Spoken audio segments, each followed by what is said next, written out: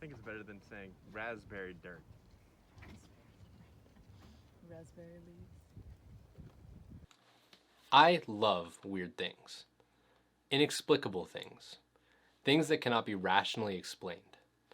Growing up, Fox Mulder was the singular media vessel I could wholeheartedly pour myself into. His irreconcilable faith in the strange, the uncanny, was mine as well. I've spent so many nights of my life diving headfirst into the weird, the unknowable, and the unnerving. Missing Malaysian Flight 370, Skinwalkers, the Goat Man, evidence of the supernatural, even aliens. It's a masochistic tendency within myself to explore these regions of the unknowable because of exactly that. Inside myself, somewhere far down, I know I'll never get the answers to these questions. And yet, I continue to do this to myself. Why? Maybe the question is more captivating than the answer. If you've clicked on this video, then you know that I'm here to talk about Jeff Vandermeer's Southern Reach trilogy. He has captured that precise feeling in his books, that innate need for a rational answer with no comforting ones to be found. The world of Area X is beautiful and uncaring to your fear of it. It will exist with or without you. Will you let it in?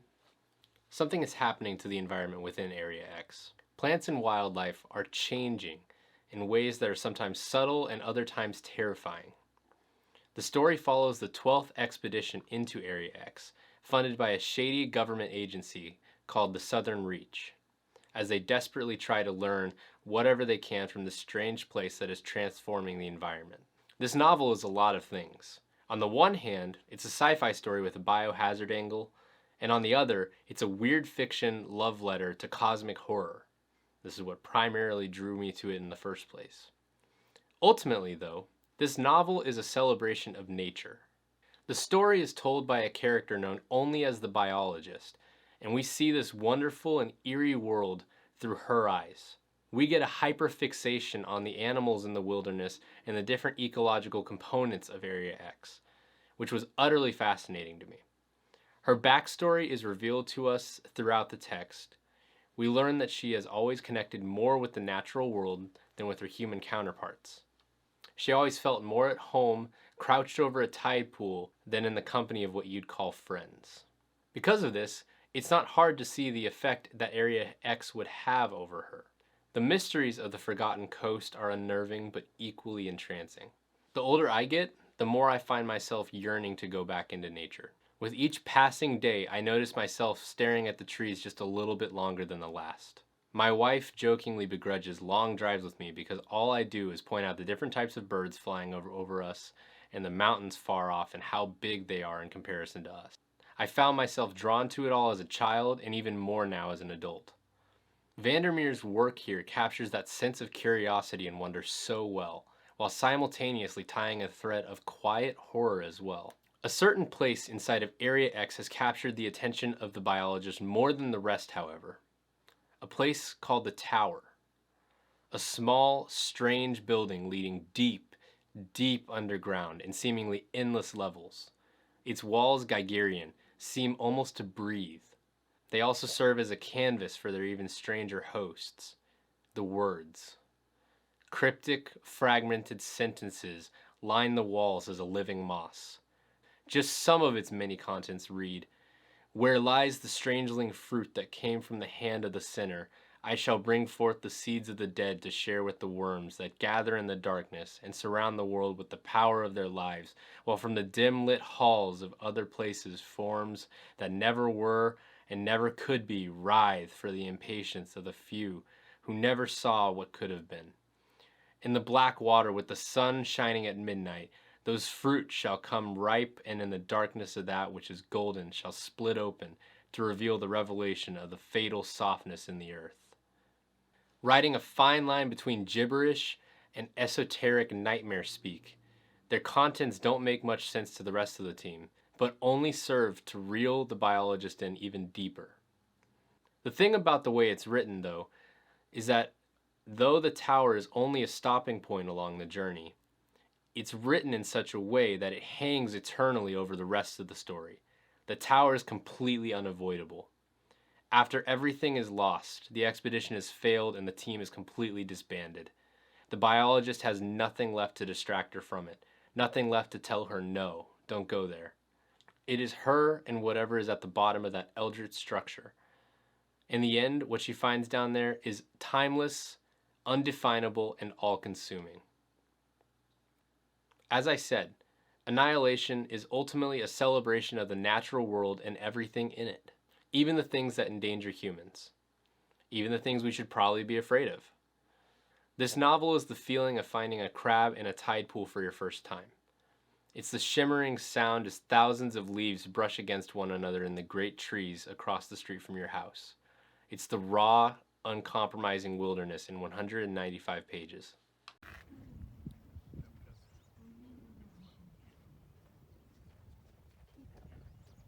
Authority is to Annihilation what Kafka is to Lovecraft.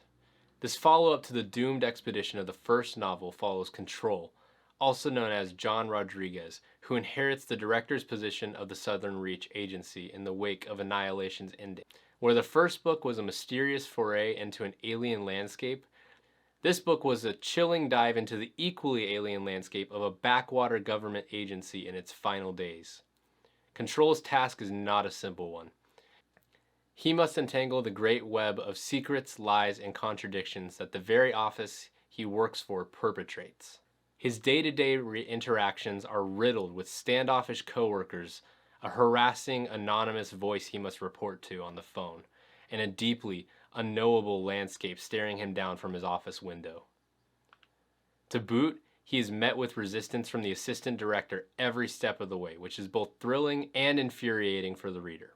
What surprised me the most about this book is how firmly it managed to hold my attention despite being so aesthetically different from Annihilation. If Annihilation is a celebration of nature, then in equal part, Authority is an exploration into deception.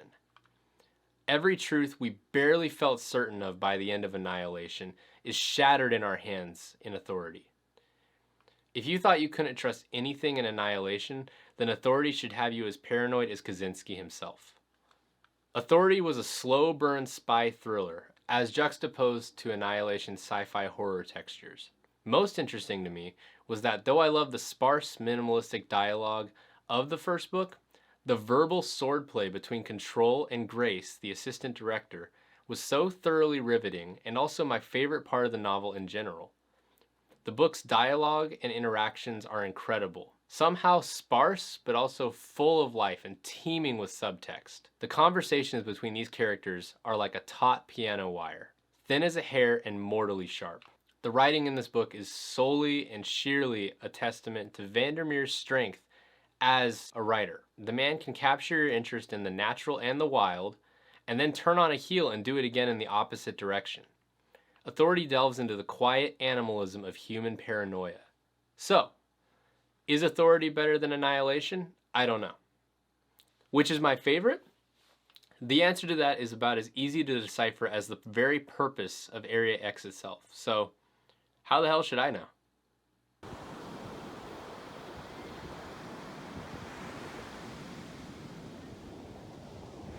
So, you're probably wondering why now I'm in this gigantic chair and I look probably pretty different. I don't really remember what I looked like when I filmed the other two parts of this video. Because that was a couple months ago.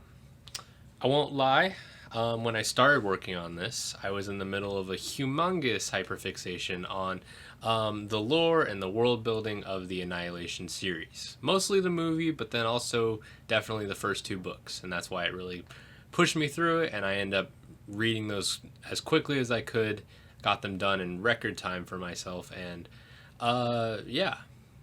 I had just finished Authority, and I felt immediately lost without the next book. So much so that I immediately got up, drove half an hour away to the nearest bookstore, and picked up Acceptance as pretty much as soon as I closed the book. I had it within the hour, and it was glorious. I got 50 pages into it, and suddenly I had just found that my interest was gone. Just like that. I had started it, and it wasn't anything about the book, but pretty quickly on, I was just like, oh, I don't really care something just kind of shifted in me. That happens to me a lot, personality wise. I get really, really fixated on something for a while, and then one day I'm like, oh, it's like that Andy meme where he's like, I don't want to play with you anymore. Yeah, so I just kind of was like, I don't really care to do this anymore. And for a moment, I was resigned to just not do anything with the script, but I realized that I had filmed a lot of stuff earlier, and to be frank, I do still have some thoughts that I want to share about acceptance. So yeah, as I said, it's nothing about the book itself that made me put it down or drop it like that. I still found the writing to be very enjoyable, and I still was engaged with what was going on in the story. I wanted to see how it would come to an end, and I wanted to see where the story would take me. It was just something about my brain. I was just like, ooh, you know what sounds good right now? Literally anything else on Earth. And that sounds really harsh. It's not a slight to the book or to Jeff Vandermeer at all. I actually still really, really appreciate it. I gave it 5 stars on Goodreads. Not that that really matters, but I enjoyed it a lot once I got into it. As I said at the beginning, it's kind of hard for me because I had already filmed so much of this video and I'd written humongous scripts. I think with this new addendum for acceptance, I think I'm at almost 8,000 words. So I have a lot of things that I wanted to say, and most of that was already done. So for me to just throw it away and be like, well, I'm not going to do it anymore because I don't care, that would have been a lot of waste. And honestly, I could still be justified in not doing it, but for me personally, I just wanted to see this come to fruition and to have it completed. It left me in a tight spot because ultimately this whole video structure was really built around me trying to come up with cool, philosophical little thoughts to make me sound really smart and then to give you a feeling that you're getting an education from me, even though I'm just a random white guy on YouTube. Yeah, a lot of this is a lot like the rest of my Google Drive, to be plain and simple. Deeply, deeply, passionately loved, but horrifically unfinished. Such is the life for me. I started these books earlier in the year. Now, when you're seeing this, I don't know when it'll be, but I'd started these books in April-ish of 2022, and I had picked up Acceptance on May 1st. And suddenly I just kind of fell into this deep emotional disconnect with it. And what happened was I kind of fell into a tailspin because I felt like I wasn't being productive. I was really beating myself up for it, you know, and honestly, I was starting to question my own ability, my own capability, or my style as a artist. I don't know, or writer, whatever you want to call that. It just really put me into a tailspin, this being one of the first things I've ever made on video or whatever. And just, I don't know, to be honest, the stylistic, I was like, kind of worried that I was ripping off a couple YouTubers that I really, really like. And that's okay, I guess, but I don't know, like, I love them so much that I don't even want my shitty retake of their work to disrespect their existence just because I'm trying so hard to be like this thing that I love, you know? Similarly enough to the book, one of the main characters in both Acceptance and a secondary character in Authority, her name's Ghostbird, she deals a lot with imposter syndrome and her identity. And it's kind of a spoiler, so I want to explain why that is. But a lot of her character arc through both of the books is learning to be okay with who she is and why she's here, even if that means that there is no real concrete answer. And that's kind of been something that I've been processing for myself lately. As someone with Asperger's, it's kind of hard for me to fit into a traditional sense of culture. A lot of people that I know are very kind, and you know, they think that I'm very sociable and stuff like that, and I appreciate that. But I do feel like there is deep down like kind of a disconnect, and not in like one of those literally me type ways, not like a, you know, Taxi Driver or Ryan Gosling in Anything kind of thing. More like just I want to express my thoughts in a true and honest way, but most of the time it's kind of a hard for me kind of way. You know what I mean? So I related a lot to what she was kind of talking about, and especially when it came to making these types of videos. So it's funny because my own disinterest in finishing the book and ultimately finishing this video kind of found its own resolution by reading the book. It's funny how that worked, because a lot of the things that I was struggling with mentally during that downtime were kind of talked about, or even just kind of alluded to in a maybe in an unintentional way. I'm not really sure, to be honest, and I'm not going to put words into Vandermeer's mouth, but reading the book was really enlightening for me, and it was like, whoa, like I really feel a lot of this, you know? Like Ghostbird, I spend most of my time reconciling with my place in a world that I don't really feel I belong to. And I know that that sounds really, really melodramatic and like, ooh, are you gonna, you know? No, I'm fine, and it's not anything super serious or ugly or whatever. And it's not a literally me like I'm one of a kind of thing. Like, no, it's not about that. It's just some things are harder for me than other things. And to be honest, yeah, like I do question my value and things like that because of circumstances in my life and circumstances in our culture, to be honest. And maybe I'll get into that at some point. You know, it's going to turn into one of those capitalism essays that you see pretty much everywhere on most of YouTube at this point, but whatever. It's hard because I fall into this routine of telling myself that I'm not good enough because I don't have a body of work, but then I don't sit down to build myself a body of work because I don't feel like I'm good enough. And then I don't feel like I'm good enough because I don't have a body of work. And then I don't sit down to make a body of work because I don't feel like I'm good enough. So you see my dilemma here. Whether intentional or not, as I said, these harmful thoughts that I've kind of had about self-worth and things like that found answers in acceptance, which was really surprising to me and really comforting as well, and probably an unintentional way, but whatever. While Annihilation was an exploration of the omnipotence of nature, I really found acceptance to give a sense of freedom to my own idea of existence. You know, I think as humans, we're really, really good at putting each other and ourselves into boxes, telling ourselves what we can and cannot do all the time. The cruelty with which most of us punish ourselves is really, really toxic, and especially for only having ambitions or desires. And this punishment that we put ourselves through, it destroys any leftover energy we have to actually see these things come to fruition. As I said, Ghostbird is a clone or a copy of someone very important to the overarching Southern Reach story. But the craziest thing about it is that her purpose isn't innate or divine. She just is there. She just exists. Oftentimes, I'm sure you wake up and you are like, what am I doing here? And that's okay, you know, for you to think about that. I'm trying to tell myself that that's okay to think about that, because I think a lot of us are told from a very young age that we have a distinct calling or purpose to be here. And then as you grow a little bit older, you realize, like, it's not really that true. And that's okay. It's hard and it's ugly, but it is okay to come to that realization. You're allowed to just exist. You have value because you exist. And that's something that Ghostbird kind of discovers for herself through the book, which is really cool. And honestly, it spoke a lot to me and kind of like a lot of the anxiety that I'm having. I'm, you know, an early 20-something. I don't go to school. I have a good job, but I don't really have a future plan anymore, you know, and that's hard. That's kind of hard, and I'm sure a lot of other people are out there feeling that way, especially in this current economic climate where you can't afford to do anything, let alone be comfortable.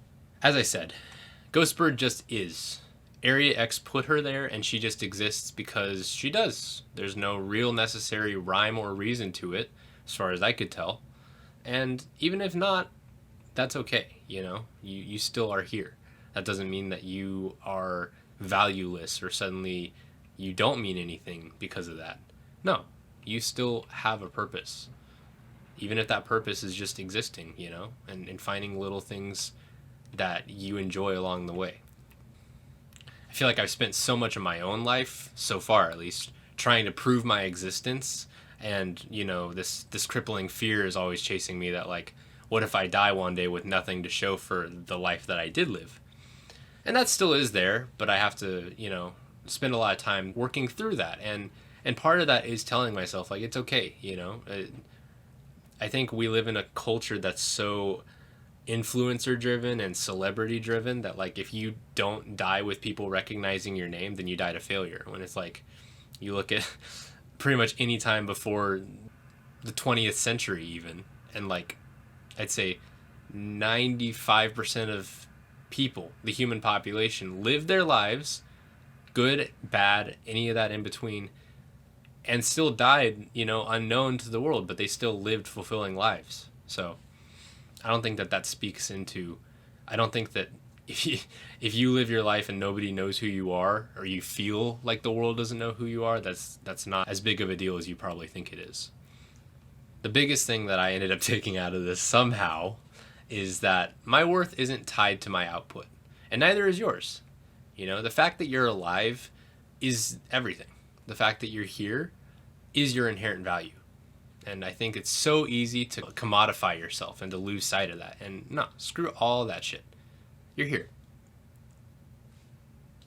Acceptance to me was a novel all about embracing death and its inevitability, but much more importantly about embracing life and the chaos and the beauty that it brings with it. We discovered that a certain character from Annihilation, again, I'm not going to spoil it, this character made it to the island that's kind of alluded throughout the series from Area X. It's kind of just off the coast a little bit. We find out that she ends up spending the remainder of her life there, living on that island. You know, she kind of this person keeps a journal kind of documenting their experiences. And we find that. And I think the intent was that it was supposed to be eerie, and it definitely has a haunting element to it. But deep down, the biggest thing I took away from it was this beautiful sense of peace. This character, notes a lot of the wildlife that lives there, and I love that. I just love reading about wildlife. But then also notes that there's this owl that lives on the island. And slowly over time, the two of them develop this symbiotic relationship. The owl brings this character food, and the character cooks it, and they share a meal together after a while. And I know it sounds kind of like stupid, but it does feel organic to the story when it's presented. And honestly, like, it was so serene. I loved it so much, and it spoke to me. You know, this character probably failed at their ultimate goal from what we knew them as in the series earlier, but plain and simply, like, doesn't matter. You know, they're getting to live out the rest of their life in a seemingly peaceful environment. They get to spend their time together until the bird's passing. Whether Vandermeer or not intended it, I found a really deep sense of beauty and peace from this little account, and it's probably my favorite part of the book, minus maybe the last 100 pages, which were just like a roller coaster. Though things definitely had their stakes through the whole novel, especially as it's the final act of this trilogy. I heard he's making a fourth one, which is exciting, but for now we're just going to act like it is just a finished trilogy. It definitely has high stakes, but honestly the biggest thing that I took away from it was all these descriptions of nature still, and just experiencing life. So every chapter is broken up into 3 accounts, and 1/3 of the novel is broken up into accounts of this guy named Saul, who was the lighthouse keeper. And it's all about kind of his life before Area X, living there as this lighthouse keeper, and it is so wonderful, plain and simply. The romantic in me has this deep I'd say unspoken, but that's not true. I annoy the shit out of my wife about it, but this deep desire to run away from the world and go and live as a lighthouse keeper and just sit at the shore of the ocean for the rest of my life. So that was really fun. I got to kind of live vicariously through Saul for most of the novel. My point being, Jeff Vandermeer spends a lot of time just painting a picture of the flora and fauna of the world, and that honestly was so amazing. That was my favorite part of the whole trilogy, to be honest with you. Did I mention that Jeff Vandermeer is an amazing writer? Coming to the end of this script, video, whatever, I don't really know or care if this is deep or thought-provoking. Could probably even be qualified under cop-out endings, depending on how you define that. I don't really mind, though. To be honest with you, I'm just proud that I finished this, and I'm proud that I got back on the horse, even though pretty much everything inside of my brain and some days my body was like, you don't want to do this, dude. And I was like, but I do. So I'm just happy that it's done. I hope that you enjoyed it. I'm really, really thankful that you even sat down to click on this, because there's so much great stuff on YouTube to watch. I would know I spend more time than I probably should on it. And I just really appreciate that you'd even sit down to watch this at all, because you have so many other great things you could be watching. So thank you for that. Art, in all of its many, many thousands and thousands of mediums, is very important to me. And even if I don't have anything new or deep or profound to bring to the conversation, it's still fun for me to be able to have this little outlet to talk about it. Plain and simply, I just like it, and it's nice to find community in that.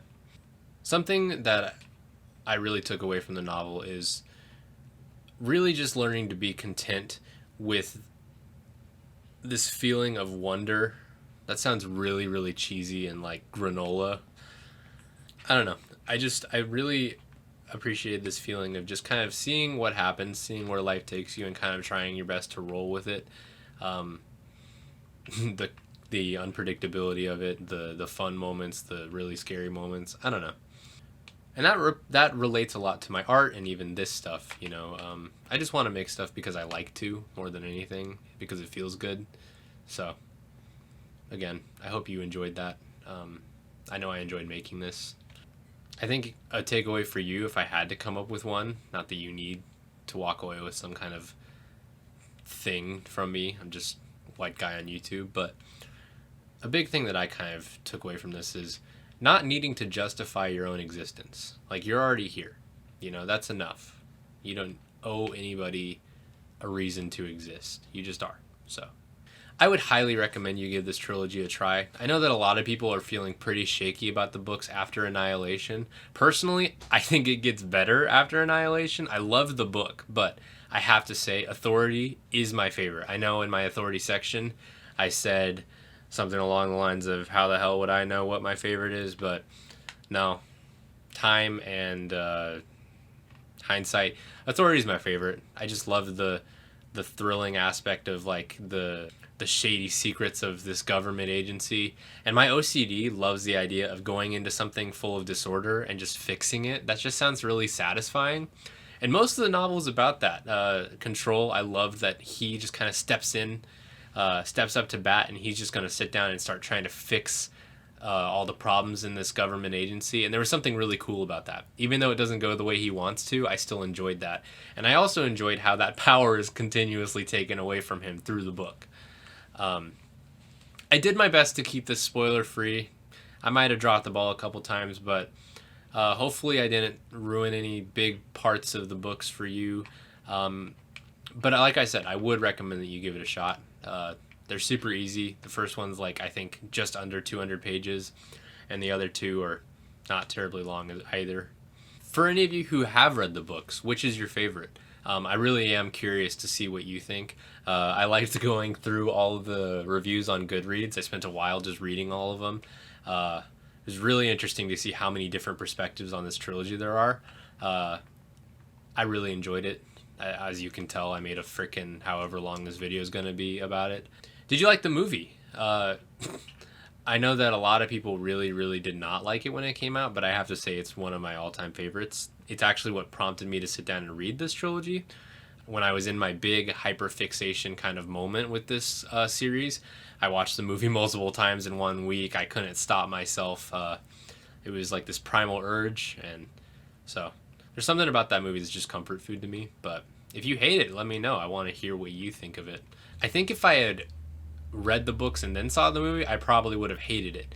But the movie, now knowing the books, is so different that I almost feel like it's almost like a different IP a little bit. It's kind of cool. At least my experience of it is. Before you click off, I just wanted to mention one other thing really quick. I promised myself that I'd get better at talking about the things that I do, because to be honest with you, I'm really, really, really shy about stuff like this. I'm an author, and it's cool, and I'm very proud of it, but like, I don't like talking about it. And no, it's not a humble thing. Like, I'm totally full of myself, and I do think that I'm the shit because I wrote a book, because I did. But I don't like talking about it, and I certainly don't like, I don't know, it's just a weird thing. But I want to get better at that, and I think this is a great outlet because you already sat and listened to me talking about things that I think for a while. So this is just an addendum. It's called Drudgery and All Her Friends. It's a collection of short stories, poems, and artwork that I made a couple years back. I made it during the heights of my experiences in community college, the good, the bad. It talks a lot about mental health issues and finding motivation to do things that you want to do, both creatively or maybe just in life in general, kind of just chewing on some thoughts. I'm proud of it. I'm glad that I made it. And not only that, but I enjoyed the work of making it. So If you want, I'll put the link in the description. And this is what the cover looks like. I'll just put it into editing later on because I forgot to bring it with me when I was recording here, and it's not nearby me. If you want to support me in buying that, I would be incredibly grateful, but there's zero pressure to at all. As I said, don't feel pressured to, but yeah, it's in the description if you want. Thank you for watching and all that other generic YouTube outro stuff. Do the things, you know the things. If you liked what I wrote, then feel free to jump in and subscribe. I'll probably be making more things like this. I want to take this seriously. I just like making stuff, and if you want to see other cool stuff that I'm making, then yeah, why don't you tag along, hit subscribe. Have a great day. All right, I'm done.